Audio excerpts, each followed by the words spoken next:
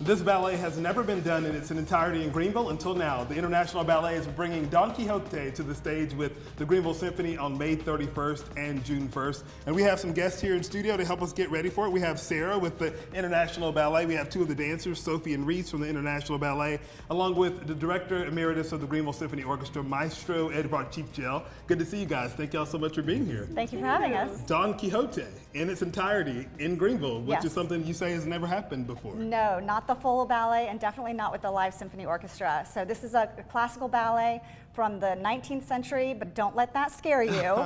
It is incredible, and it is such a rare, incredible treat to have a ballet of this magnitude with live symphony accompanying a cast of 45 incredible dancers in our community, produced by our community. Right, and a lot of people have not even expected that to even happen here in Greenville. So you guys they did not.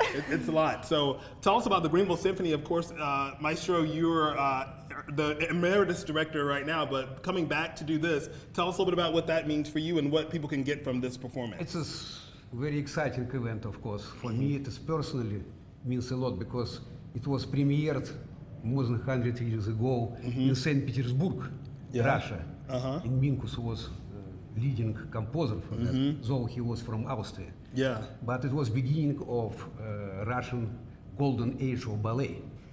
It was premiered in Bolshoi and Imperial Theater of St. Petersburg. The same Mariinsky Theater it became when my parents were working. So I used to be every Sunday looking at all these ballets. I remember the stars in Don Quixote like Nureyev, Mikhail Baryshnikov. So it has some personal history to you, which is and of cool. course great music, Spanish style. Yes, With great rhythm. It's going to be great to experience it too. We're looking at some of the video of some of the dancers as well. I want to hear from you guys about what it means to be able to dance this and perform this, and what do you think the people at home would take more from these performances? What are they going to love about it? I think they're gonna love our costumes. I think they're gonna love the beautiful sets that are in the making, and especially with the live orchestra that we have. Normally you associate really big companies and professionals performing with live orchestras, but as high schoolers and as pre-professionals, to be able to do this in such a big theater with somebody who has worked with dancers for so long in the Nutcracker and in Swan Lake, it's such a blessing and such an amazing opportunity. Yeah, and the same question for you. What do you really love about it, and what do you think other folks will appreciate? I think the costumes, kind of touching on that again, are really important and a big part of this production.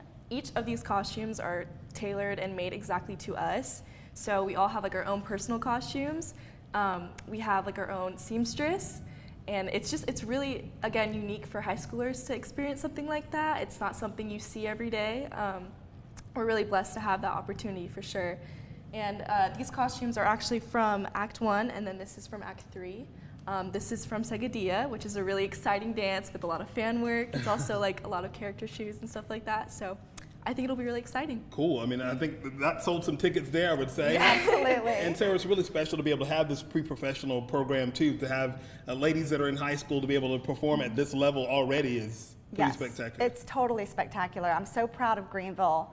I'm always proud of Greenville for all of the art support that they provide. We're grateful to the Peace Center, all of our sponsors and donors that make this happen. It is not a cheap thing to do at the level that we're doing it. So we just thank our community, and we're blessed to be here, and we're excited. Yeah, and it's happening on May 31st and June 1st at the Peace Center Concert Hall. So about 2.5 weeks away at the Peace Concert Hall, and tickets are available at peacecenter.org. And we also have a 10% off disc code if you use Community10 at that website, peacecenter.org. You can get 10% off those tickets. Edvard, we always love to give you an opportunity to brag on the Greenville Symphony, a high-class orchestra that plays really well. I hope it's a great score, great orchestration, a lot of brass, percussion, and at the same time charming solos of woodwinds and violin and cello. It's one of the most famous ballet ever written, of course, together like Swan Lake or Sleeping Beauty, let's say.